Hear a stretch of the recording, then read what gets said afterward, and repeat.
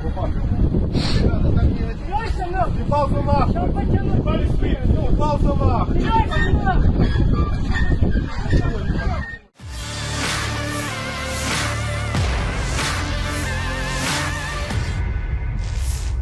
Angkatan Bersenjata Ukraina dikabarkan semakin berkurang setiap pekannya.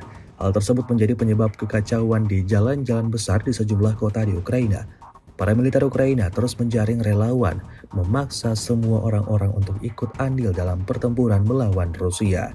Dibuktikan pada sebuah rekaman yang ramai beredar di media sosial Telegram pada Sabtu 21 Desember 2024. Dalam video tersebut menunjukkan situasi mobilisasi paksa yang terjadi di Odessa, Dnieper, dan Chernivtsi.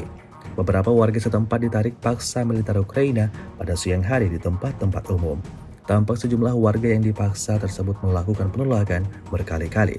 Hingga video ini beredar, tidak diketahui pasti seperti apa selanjutnya.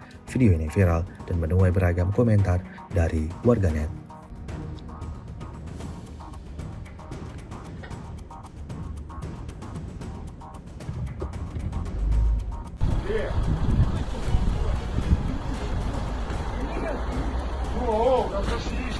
О! Ты вообще охуел или что? О, пац!